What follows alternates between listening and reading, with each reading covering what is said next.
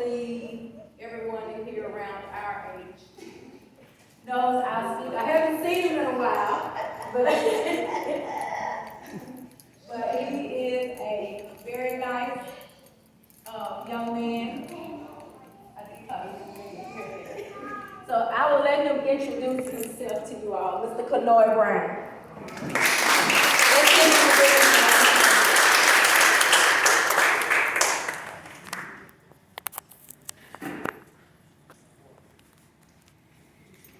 And when you said people our age, you think they what age?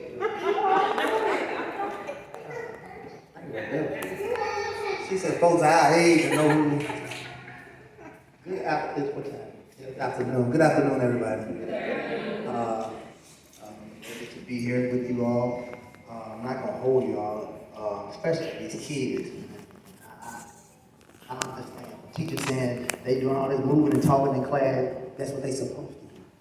And so I'm not gonna hold them all. I know how males have this talk along and all that, and I understand that. So I'm not gonna hold y'all. But we're just gonna run through some points.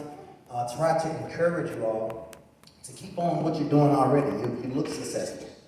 So that's what we're going to talk about. And I pondered this thing. I said, selling to success. And I'm like, podium. Can I walk around? Yeah. But success looks different to everybody. To me, to you. Everybody has a different meaning of success. So I'm going to need y'all to participate with me to get this mic around. Okay? You ready? That's the only way to get y'all engaged. That's what I do. I go to school. That's the only way I get y'all engaged. I make y'all participate. What does success look like for you? And it can be anything. There's no wrong with the right answer. Whatever what you think success is, what do you think, what does it look like to you? That's successful. That's preparation. That's preparation. I'm going to ask all of those too. What does success look like in your life?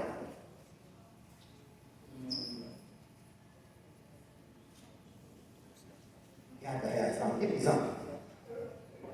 Give me both.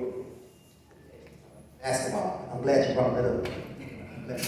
Success. What does success look like to you? Like to accomplish something, like a goal. Love it, love it, love it. And let me piggyback off what he said. Many times I go to different schools and that's what the young people talk about is football, basketball. And I want you to understand that it's all good and dandy, but I want you to recognize your gift from a talent, okay? There's two different things, a gift and a talent. A talent runs out, but a gift is something God gives you. And I want y'all, and this is what I want y'all to do. I'm a journal. I like the journal. So I write everything down. They take called Hello Black End. They have one called Hello Black Children, Hello Black Parents, Hello Black Educator, Hello Black everything. And I love to jot stuff down. I'm a journal. I love the journal. The guys who follow us, and I took my daughter and my niece, the guys who follow that, they enjoy themselves. And I'm writing journal. I just like to write it down. I feel like if you don't write it down, you know what I mean? You just quickly forget, you're going to forget it. You're not going to work for it. You're not going to work towards it. Right? What does success look like for you? What do it look like to you? I'm going to get prepared. I'm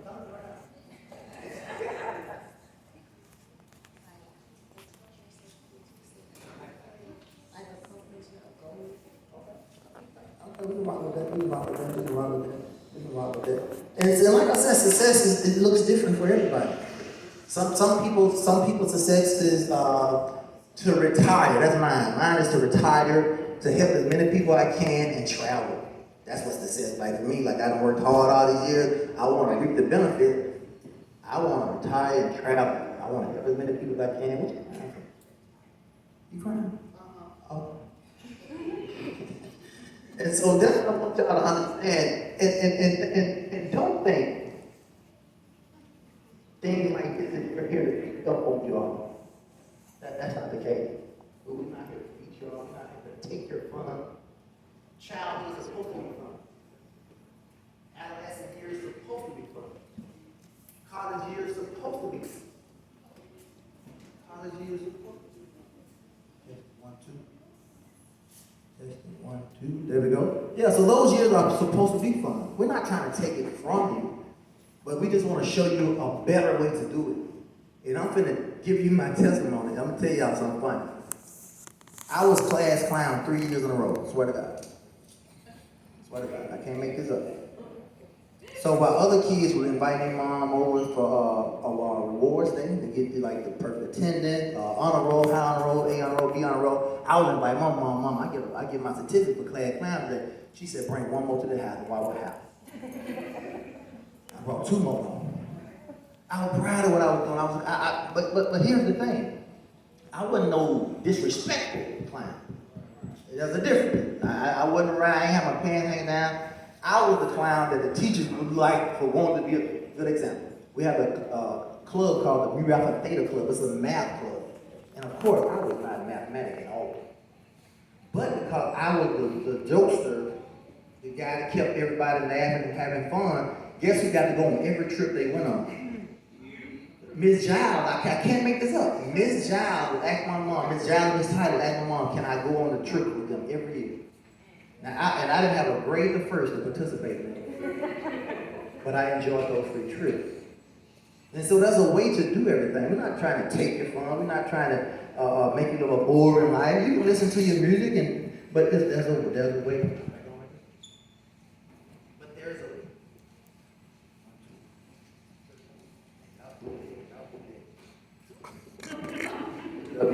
Okay, there you go. WJTV. Now you got it wide open. So listen, man, real quick. I promise you, I'm gonna be at you. 1, 2, 1, 2. WMGO. Okay. Okay, so there's 3 things. There's 3 things. I'm at your head. Because we talked about success. Some people gave me what success was. But there's 3 things to get there. You got to have an objective. You got to have preparation. You have to have a plan on how to get there. Objective, be prepared, preparation, and a plan.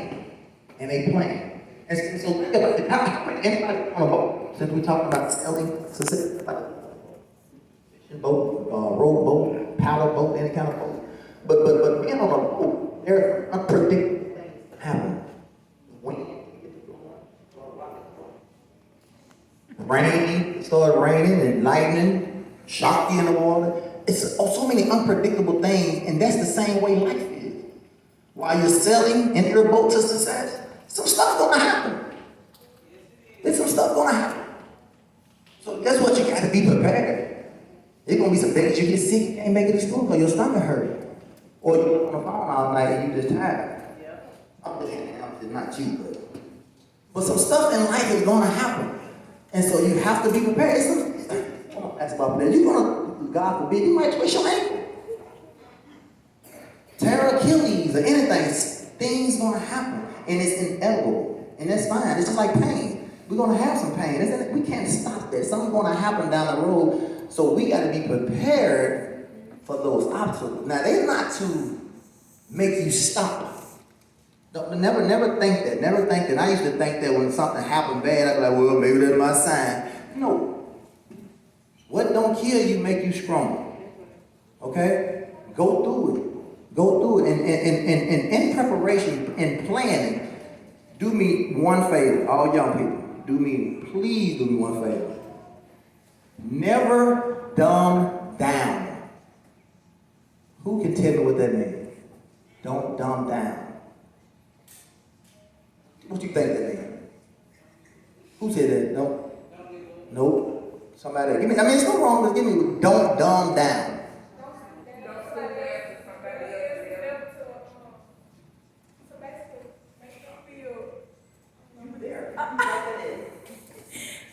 But basically, never stoop down to somebody else's level to make them feel superior than you. She pretty much in a nutshell.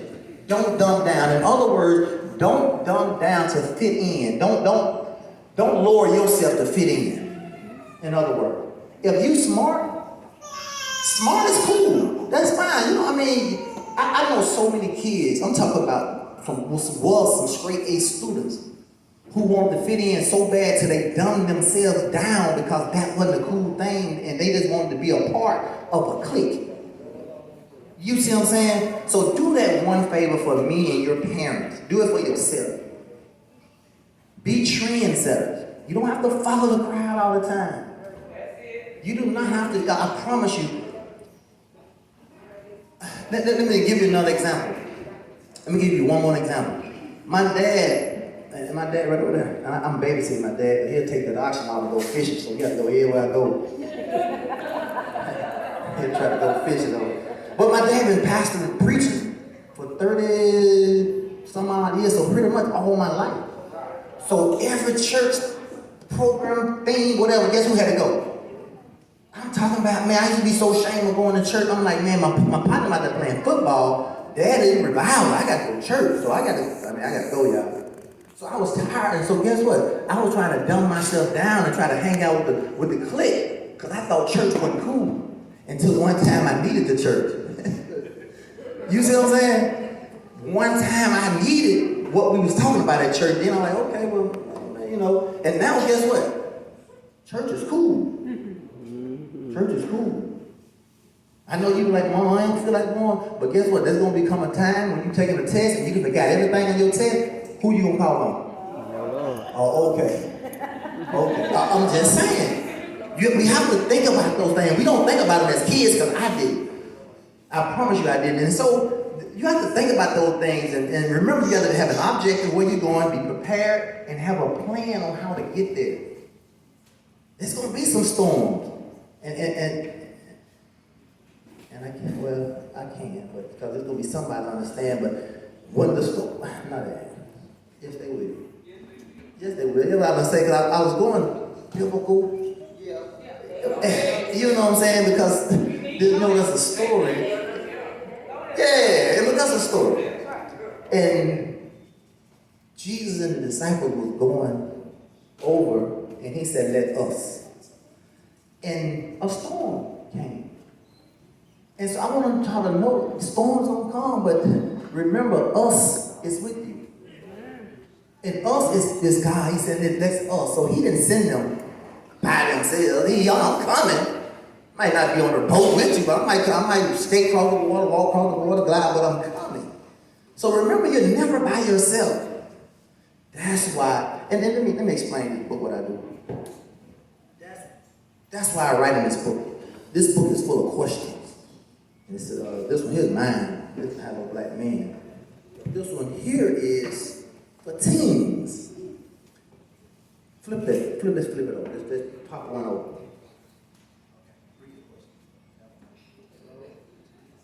Because it's full of questions. And so what happens is, as a teen fills this book out, at the end of that book, guess what that teen got? He has an autobiography of himself.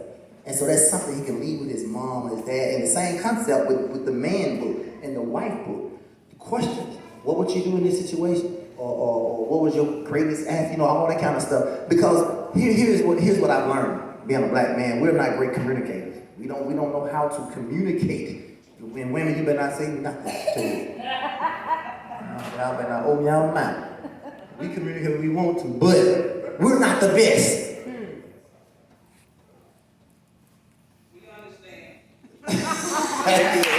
but you know what? And some of us not. Some of us not. I mean, a lot of men will rather do or give or hand you something than to talk and work out a problem. We'll rather say, hey, just go to the mall, man. Just shut up. Go to the mall. That just is easier. But with these books, these journals, you get to write down these questions, answer these questions. What the question? Hello, black teens. If you had enough money that you didn't have to work, write about what you would do with your time. And see, stuff like that is to make a teen think. Give me one more question. Let's flip it. Give me one more question. Hello, black teens. Write about something you learned that believes will be most useful throughout your life. And so the book goes on and on like that and make teens think and make them jot down stuff. We have internet kids now. We got telephone kids now that be shopping for some shirts. And so that's what we do though. I mean, and so I can't I can't get on them about that because I'm on Facebook all day. All day. I'm on some type of social media platform all day. But I get paid for it. So, it's different. I get paid to post. I get paid to promote. I get paid to share stuff. So I can use my Facebook and stuff. That's different. I tell my baby, she stay on a lot of time. But listen, continue. Gifts, talents, comfort zone. That's what I want y'all to think about. Coming out of your comfort zone. Just getting out of your comfort zone. Doing something that doesn't feel natural, but it's good. I wrestled with purpose many years. Guess how old I was when I found my gift? I was 40. I'm 45 now. I was 40. True story. I was 40 years old when I realized my gift. I'm 45 now. So don't waste a lot of time. Okay? You know your gift? You know your gift? You can pray about it, seriously. Oh, yeah. I'm supposed to travel and... So that's a gift or a leisure? No, I'm supposed to travel around the world and speak, I guess, to people. And yeah, that's pretty much all. That's good. That's good. You know your gift? Probably singing.